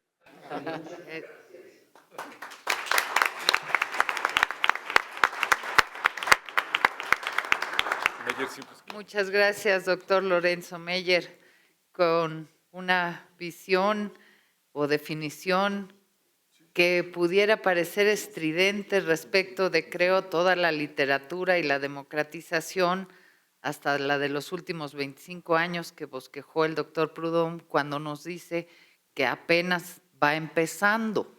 Nada más que como es historiador el doctor, no sabemos si apenas se refiere a cuántos años. Ojalá que en los próximos, en sus próximos trabajos nos haga explícita esa definición y ese apenas. Y bueno, creo que busca abrir un debate que puede ser muy, muy interesante, o varios que están abiertos también sobre el llamado humanismo mexicano, y bueno, una interesante reflexión sobre el actual momento de los Estados Unidos y la relación México-Estados Unidos. Muchas gracias, doctor. Vamos a dar la palabra ahora a la doctora Rosa María Mirón, perdón, Carla. Rosa María es doctora en Ciencia Política por la UNAM, profesora adscrita al Centro de Estudios por la Facultad de Ciencias Políticas al Centro de Estudios Políticos de la Facultad de Ciencias Políticas y Sociales y investigadora en nivel 2 del SNI, y actualmente es coordinadora de internacionalización de la Coordinación General de Estudios de Posgrado de la UNAM, y sus líneas de investigación son partidos políticos, elecciones y democracia, sobre los cuales ha dictado conferencias y escrito varios libros, el más reciente, Los Estados en 2022. La nueva distribución del poder, editado por la UNAM y la biblioteca. Editado Sí, por la UNAM. Y la biblioteca, así se llama la editorial, sí. La biblioteca. Muchas gracias, Silvia, por la presentación. Muchas gracias, John, por la invitación, y a Miguel Armando también le agradezco la invitación. Celebro enormemente la realización, voy a poner esto para ganarte. Yo celebro enormemente la realización de este tipo de coloquios y seminarios donde se abre la posibilidad de reflexionar y debatir sobre las democracias. No podemos hablar de la democracia, sino de las democracias, escuchando posiciones afines, coincidentes, otras divergentes. De eso se trata, creo yo, la discusión. Y bueno, voy a hacer unas reflexiones, me voy a guiar con esto para no excederme en el tiempo. Celebro, insisto, celebro la realización de estas conferencias, aunque debo de recordar que, a decir de la doctora Sheinbaum hace unas semanas, después de la elección judicial, México será el país más democrático del mundo. Entonces, a lo mejor ya no tienen mucho sentido nuestras reflexiones y nuestros pensamientos en torno a esto. Vamos a llegar a esa democracia, espero que sea pronto. Sin embargo, yo tengo otros datos. Entonces, igual quiero exponer aquí mis reflexiones en ese sentido. Hablar, y voy a un poco engarzar esto, va muy engarzado con lo que expuso Miguel Armando y también lo que dijo Jean-François. Hablar de las perspectivas de la democracia y de los debates en torno a ella es sin duda un tema de una riqueza inagotable y también de una complejidad enorme. Sabemos que la democracia no es solo una forma de gobierno, es también un ideal, una práctica social, un horizonte en disputa, tal como lo plantea la propia Constitución de México. Desde hace medio siglo, hablar de democracia nos ha llevado a movernos de hablar de olas expansivas a momentos de repliegue. En los años 70 y 80, el entusiasmo por la llamada tercera ola de democratización llevó a pensar que el mundo se encaminaba de manera casi irreversible hacia la consolidación de regímenes democráticos por todo el orbe.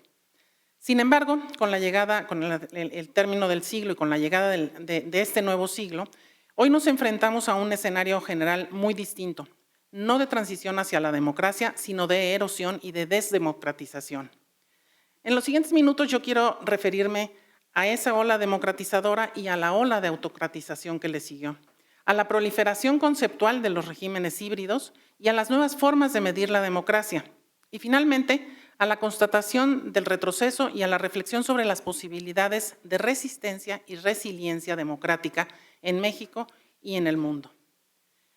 Parece que es obligado, y ya así como una tarea, empezar este tipo de reflexiones con la obra de Huntington, de la tercera ola, que todos revisamos ya muchas veces, supongo, en donde él identificó un ciclo expansivo de regímenes democráticos, iniciado en 1974 con la famosa Revolución de los Claveles de Portugal, a lo que siguió España, América Latina, Europa del Este y algunas regiones de África y Asia. La expectativa predominante en ese entonces, en los años 80 y 90, era que el colapso de las dictaduras militares en el Cono Sur, el fin del bloque soviético y la liberalización política en África desembocarían en democracias que se irían consolidando en el tiempo.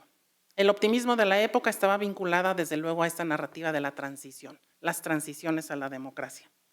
Autores como O'Donnell y Schmitter describieron procesos donde las élites pactaban salidas controladas al autoritarismo, mientras que Robert Dahl sentó las bases de la teoría de la poliarquía como requisito mínimo de la democracia: elecciones libres, limpias y competitivas, sufragio universal, libertad de asociación y pluralismo informativo. Sin embargo, pronto se advirtió que no todos los casos seguían esa trayectoria lineal hacia la consolidación. Esta constatación abrió la puerta a nuevos debates teóricos y conceptuales. Las expectativas iniciales entonces de esa tercera ola bien pronto se vieron cuestionadas. Muchos regímenes abandonaron el autoritarismo, es cierto, pero no lograron consolidar democracias plenas. Fue entonces cuando surgió la necesidad de nuevas categorías que dieran cuenta de estos sistemas intermedios, difíciles de ubicar en las tipologías clásicas de democracia o dictadura. No estaban ni en uno ni en otro. La decepción frente a democracias incompletas llevó entonces a una proliferación de conceptos destinados a describir esa zona gris, entre los que destacan, por ejemplo, y todos recordamos, las democracias delegativas de O'Donnell, caracterizadas por ejecutivos fuertes con escasos controles, las democracias iliberales, donde se celebran elecciones pero se restringen derechos y contrapesos, las democracias defectuosas, definidas por deficiencias en alguno de los regímenes parciales, sea el electoral, el de libertades, el de rendición de cuentas. Los autoritarismos competitivos, más hacia acá, más cerca en el tiempo, donde la oposición compite en elecciones, pero en condiciones sistemáticamente desiguales. Las pseudodemocracias de Diamond o los subtipos disminuidos, y también se sistematizó el concepto de regímenes híbridos como combinaciones de elementos democráticos y autoritarios, aunque no se pueden definir como regímenes en sí mismos, sino como algo distinto. En todo caso, el común denominador de toda esta literatura, que hay muchísima y sigue saliendo fascinantemente, han sido muy prolijos estos autores, fue constatar que las transiciones no siempre desembocan en democracias liberales, sino en arreglos mixtos que cuestionan la frontera, insisto, entre democracia y autoritarismo. Estas discusiones pusieron de relieve la fragilidad de las democracias emergentes, pero comprender esa zona gris se convirtió en un paso indispensable para identificar los riesgos de retroceso democrático y advertir que la mera existencia de elecciones no garantiza por sí sola la vigencia de la democracia. Por eso es, creo yo, inexacto decir que cuando hay elecciones como las del Poder Judicial, se eligió todo el Poder Judicial, entonces ya somos democracia plena por esa elección. No, las democracias, y hoy lo sabemos muy bien, desafortunadamente, porque si no sería mucho más fácil instaurar una democracia, no puede limitarse a lo electoral, no puede limitarse a lo procedimental. Los estudios comparados comenzaron entonces a registrar una ola inversa, ya no de transición a la democracia, sino de erosión y retroceso democrático. Este fenómeno, lejos de ser aislado o excepcional, se extiende en muy diferentes regiones y ha obligado a revisar las narrativas clásicas de consolidación. Luhrmann y Lindbergh identifican una ola de autocratización caracterizada no por rupturas abruptas, sino por procesos graduales e incrementales. Hay autores también que subrayan la autocratización actual que avanza mediante reformas legales, manipulación de instituciones y debilitamiento de contrapesos. Waldner y Lost explican que el deterioro surge desde dentro de los regímenes democráticos, con líderes electos que erosionan las reglas. Y hay quienes opinan que la polarización y la crisis de representación han facilitado la legitimación de proyectos autocráticos. La diferencia clave es que mientras la transición a la democracia implicaba un cambio abrupto, la caída de dictaduras, la redacción de nuevas constituciones, una apertura política súbita que no había antes, la actual transición hacia la autocracia es lenta, es legalizada y muchas veces es invisible en sus primeras etapas. La desdemocratización del siglo XXI no se presenta como un retorno dramático a la dictadura del pasado, imposible, la historia no da vuelta en U, sino como un proceso incremental de vaciamiento democrático, donde se mantienen las formas, o sea, las elecciones, los parlamentos, los tribunales, pero se erosionan progresivamente sus contenidos. Esta constatación marca un punto de inflexión, nos obliga a dejar de pensar en la democracia como un destino asegurado y a reconocer que la fragilidad institucional es hoy el rasgo común de numerosos sistemas políticos. La verificación de esos procesos de retroceso democrático no sería posible sin el desarrollo de herramientas comparativas de medición de la democracia. Afortunadamente, hoy tenemos una serie de instituciones que nos proveen de medidas de números, de datos sobre las democracias. A lo largo de las últimas décadas, los índices e informes internacionales se han vuelto indispensables no solo para clasificar los regímenes, sino también para comprender sus trayectorias y anticipar riesgos. Así surgieron en los primeros intentos sistemáticos de medición desde aquellos viejos informes de Freedom House en los años 70 hasta proyectos más sofisticados como VIDEM, que incorporan más de 350 indicadores desagregados y permiten medir no solo la presencia de elecciones, sino también su calidad, la autonomía judicial, la pluralidad informativa o la rendición de cuentas. Las mediciones permiten hacer visible el vaciamiento democrático. Las elecciones pueden seguir celebrándose, pero indicadores sobre financiamiento, medios, autonomía judicial o pluralismo revelan cómo van perdiendo carácter libre y competitivo. De este modo, los índices no solo clasifican, sino que muestran la secuencia del retroceso, desde el debilitamiento de libertades hasta la imposibilidad real de alternancia. Por ello, las mediciones de la democracia no son meros ejercicios estadísticos, sino mucho más. Son herramientas de vigilancia y alerta frente al vaciamiento de las instituciones. Al mostrar cómo la integridad electoral y la calidad democrática se erosionan de manera gradual, revelan que la democracia contemporánea ya no muere con golpes de Estado espectaculares, sino, insisto, mediante el debilitamiento progresivo de las libertades, los contrapesos y las instituciones. Sé que no es el tema de esta mesa, pero no puedo dejar de hacer una breve reflexión, caigo en la tentación de hacer una breve reflexión en torno a México. En el caso de México, la noción de integridad electoral ayuda a entender por qué el país aparece de manera sistemática en una posición intermedia o híbrida en los principales índices. Freedom House califica a México como parcialmente libre. Si bien reconoce la existencia de elecciones competitivas, subraya la violencia contra candidatos, periodistas y activistas, así como la impunidad que afecta la credibilidad de las instituciones. VIDEM refleja un deterioro tanto en el índice de democracia electoral como en el de democracia liberal, señalando problemas de independencia judicial, respeto a las libertades civiles y asimetrías en el terreno electoral. IDEA Internacional ubica a México en un nivel medio en representación y participación, pero bajo en Estado de Derecho, lo que indica que la celebración de elecciones no basta, insisto, para garantizar integridad democrática si las instituciones encargadas de protegerlas son vulnerables a la captura o a la presión política. En síntesis, las mediciones internacionales muestran que México mantiene un régimen electoral competitivo, pero con deficiencias serias en integridad electoral. De ahí que se ubique en la frontera entre democracia defectuosa y régimen híbrido, confirmando que la fragilidad democrática en el país está estrechamente vinculada a la erosión de la integridad electoral. Estos datos hoy nos corroboran las tendencias de fragilización de la democracia mexicana, donde persisten elecciones más o menos competitivas, y aquí sí entre paréntesis, excepto la elección judicial, porque ahí sí no hubo nada, cero competitividad, pero acompañadas y una vida política, o sea, elecciones más o menos competitivas y una vida política más o menos plural. De momento existen los legisladores plurinominales garantizando la presencia de las minorías en el Congreso, a ver qué pasa después. Pero en fin, retomo. Estos datos corroboran las tendencias de fragilización de la democracia mexicana, donde persisten elecciones más o menos competitivas y una vida política más o menos plural, pero acompañadas de desigualdad en el acceso a medios y recursos, presiones sobre los organismos autónomos, violencia política y un Estado de Derecho debilitado. La captura de instituciones y el debilitamiento del sistema de contrapesos colocan a México en una posición ambivalente. Insisto, no es un régimen autoritario cerrado, no es cierto que estamos viviendo en una dictadura, pero tampoco es una democracia consolidada. Este diagnóstico, sustentado en índices comparativos y percepciones ciudadanas, nos conduce al siguiente desafío, y con esto ya termino.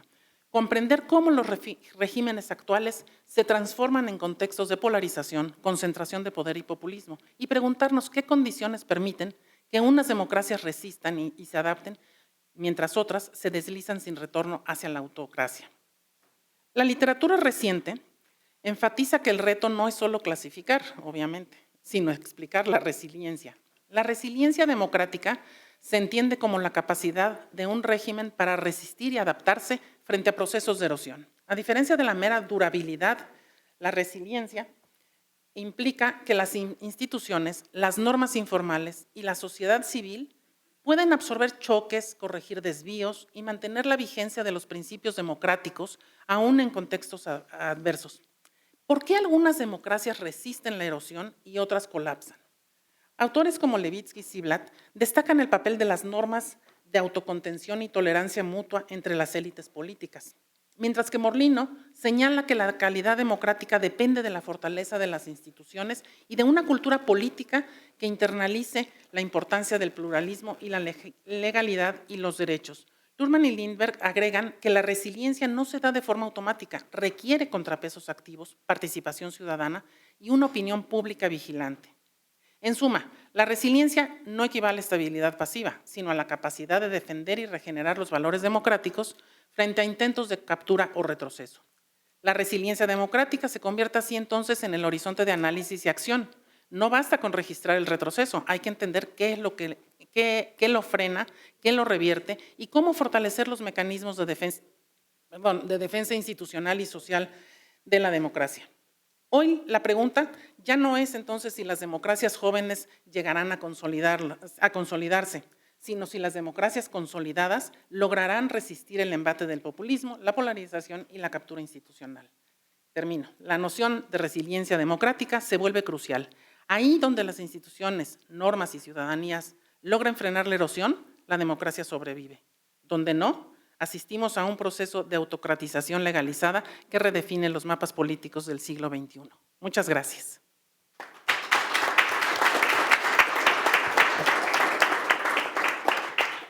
Muchas gracias, Rosa María, por un recorrido muy breve, pero muy rico sobre la democratización y la desdemocratización y esta reflexión sobre el vaciamiento democrático como un proceso gradual y el llamado, la importancia de los índices, ¿no? Para entender esas zonas grises en las que pues hemos estado, pero ahora estamos muy claramente, ¿no? Creo que es muy importante ese llamado a entender la zona gris a partir de datos, ¿no? Y de información, y también este llamado a entender los procesos de resiliencia, de por qué unas resisten y otras colapsan, ¿no? Y revisar cuidadosamente los que nos dedicamos a esto, cómo estamos en esas dimensiones, ¿no? De relación entre élites, de importancia del pluralismo, de contrapesos, participación y vigilancia. Muchas gracias, doctora. Muchas gracias a todos, a nuestros ponentes, al auditorio. Y en unos minutos dará inicio la segunda mesa intitulada El legado del proceso de la transición democrática. Quédense.